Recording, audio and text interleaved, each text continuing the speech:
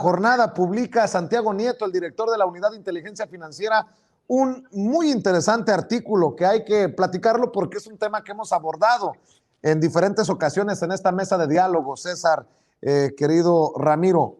Dice Santiago Nieto, calificar a los grupos de la delincuencia organizada que hay en México como organizaciones terroristas no solo encierra un error conceptual, sino que dista mucho del contexto mexicano, a diferencia de la presencia más evidente en Estados Unidos y la forma en que operan en nuestro país.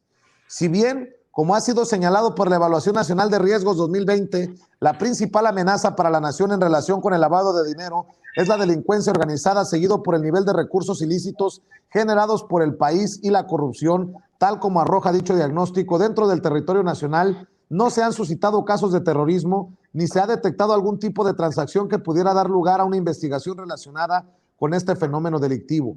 Tampoco se ha identificado la existencia de combatientes terroristas. Sin embargo, la posición geográfica y la porosidad de las fronteras, así como la existencia de organizaciones sin fines de lucro, abren la posibilidad de que México sea utilizado como plataforma financiera del terrorismo internacional, lo cual ni siquiera nos lleva a suponer que las bandas que operan son equiparables con grupos conocidos. Que la delincuencia organizada represente la mayor amenaza en nuestro país obedece principalmente a la diversificación de la cartera de operaciones ilícitas generadas por esas agrupaciones, además de la proveniente del tráfico de drogas, como son el abanico de delitos que generan grandes recursos para sus organizaciones, como la extorsión, el secuestro, robo de hidrocarburos, tráfico de migrantes y trata de personas, entre otros. En este sentido, a su capacidad financiera y económica para lavar dinero por esas actividades ilícitas, se puede continuar con el financiamiento de sus redes de criminalidad.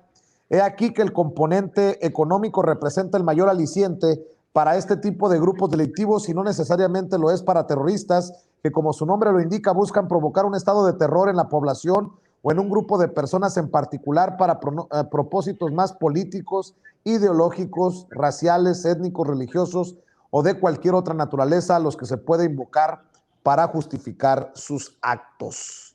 Mi querido Ramiro, ¿cómo ves lo que escribe el titular de la Unidad de Inteligencia Financiera, Santiago Nieto? Leí con mucha atención el artículo, estaba pensando precisamente en cómo las grandes corporaciones criminales, como esta lógica de ver solamente a los grupos criminales como los causantes de los problemas, me retrotrae, voy a utilizar esa palabra que no me gusta mucho, pero pues es la que está encajada, me retrotrae a un evento que sucedió quizá en los 90s, en los 80s en Culiacán, cuando había un general de apellido Aponte Polito, el artículo salió en el semanario Z en Tijuana, donde estaba la clase empresarial, creo que fue de Culiacán, o la clase empresarial de Sinaloa, se reunieron con él para decirle que estaban hartos de que les secuestraran, de que les cobraran piso, de que les dijeran ese tipo de cosas, de que le hicieran todo tipo de cosas en narcotráfico. Entonces este general voltea y les dice a los grandes empresarios, usted vende casas, ¿verdad? Sí, pero usted nunca ha tenido ningún problema con venderle casas a narcotráfico. O sea, es una manera de lavar dinero. Pues el cuate se queda callado. Usted tiene un lote de carros de lujo, ¿verdad? Sí. Pues usted no tiene ningún problema en venderle autos de lujo al narcotráfico. O sea, empezó a enumerar todas las actividades. Usted tiene un colegio. A usted no le molesta que los hijos de los narcotraficantes vayan con usted al colegio. Obviamente, la sociedad empresarial en ese entonces voltearon a ver a Ponte Polito como diciendo, cabrón, o sea, pues el señor tiene toda la razón del mundo, es simplemente lo que pasa es que ha crecido la tolerancia hacia los grupos delincuenciales en todos los aspectos. Ahora, y esta es la parte más importante, un cartel no puede operar si no tiene una red de banqueros, de brokers, de contadores, de personas, de constructoras, para que les laven el dinero, para que el dinero se vaya reciclando. De hecho, imagino yo que muchos bancos a nivel mundial generan exiguas ganancias de lavar el dinero del narcotráfico. Por algo, una de las partes creo que fue la reunión de los G23 o G20 o como se llame, fue que tenían que empezar a cerrarle el cerco a los paraísos fiscales, por donde circula mucho de este dinero ilícito que luego regresa como dinero lícito a los mercados principales. Entonces, obviamente, esta parte de Santiago Nieto, hay que aclarar también, y quiero ser enfático en el punto, nosotros del 2006, que llegó Calderón, al 2018 vivimos un terrorismo de Estado. El verdadero terrorismo de Estado surgió a raíz de la declaratoria de la guerra de Calderón y pues obviamente sus principales colaboradores están encarcelados por lo mismo, porque operaban para los carteles. De ese tamaño es la complicidad que llegó a tener el Estado con los carteles principales de la droga. Así que lo que dice Santiago Nieto, pues a mí también me parece un absoluto despropósito, porque igual permitiría a Estados Unidos intervenir, digamos, porque a ellos también les convendría intervenir en México y elevar el nivel del intervencionismo, que ya de por sí fue muy injerencista con el Plan Mérida. Más o menos es eso, mi querido Vicente. ¿Cómo ves, César Gutiérrez Priego, lo que escribe Santiago Nieto en la jornada hoy? Fíjate, ya hemos tenido parte de esta conversación, Vicente, aquí mismo en Sin Censura, y que yo te decía que los que conocen del tema, tengo buenos amigos que son especialistas en temas de terrorismo, me decían que el problema es que los grupos criminales en el país no se pueden comparar con los terroristas, con todo, y que hay actos que se podrían considerar como terrorismo, porque tiene que ver en que la idiosincrasia del grupo criminal es distinta. El terrorista busca crear, como lo dice el mismo nombre, el terror por el terror, sin importar una cuestión económica, sino más bien una cuestión ideológica. Y en cambio vemos a los grupos de criminales en cuanto principalmente la intención de este grupo criminal es la obtención de ganancias del dinero. ¿Qué es lo que se maneja aquí? Y hay que ser muy claros, ¿no?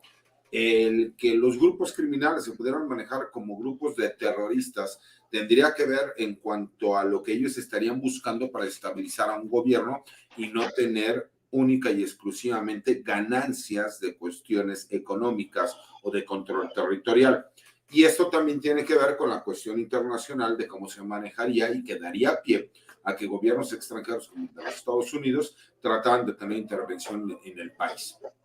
Yo nunca he visto mal el hecho de que se ataque a los grupos de criminales que existen en el país por el tipo de violencia que han manejado durante tantos años y décadas, y que ahora todos aquellos que se dan golpes de pecho se les olvide que todo este tipo de situaciones iniciaron desde el sexenio de Carlos Salinas de Gortari, continuaron en el sexenio de Zedillo, posteriormente con Vicente Fox, se acrecentaron de una forma impresionante con Felipe Calderón, y que el acabose fue con Enrique Peña Nieto, pero que los mismos medios de comunicación tradicionales lo que hacían era ocultar este tipo de noticias, porque recordemos lo que pasó en Michoacán cuando se aventaban las granadas ahí en el Zócalo en un grito, ¿no? Un 15 de septiembre, que todos lo podremos recordar, y como ese tipo de sucesos hay un sinnúmero que podríamos recordar.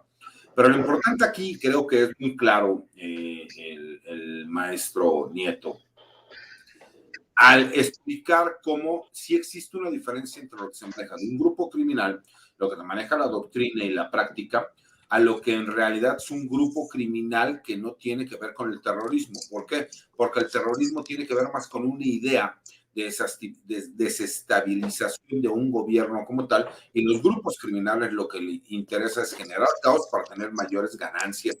Y creo que es muy claro cómo sí se ha ido atacando a los grupos criminales en la cuestión económica, y diferenciar lo que ha tratado de utilizar parte de lo que es estos grupos políticos antagónicos al gobierno federal, ¿no? Llámese la oposición, para tratar de confundir la opinión de la ciudadanía. En México no existen los grupos terroristas porque no tenemos un grupo que trate de estabilizar al gobierno, sino por lo menos desde los años 60 o 70, cuando hablábamos de guerrilla en el país, y recordemos que esa guerrilla era más una lucha por cuestiones de carácter social que como un grupo terrorista, y creo que en eso es donde acierta Santiago Nieto.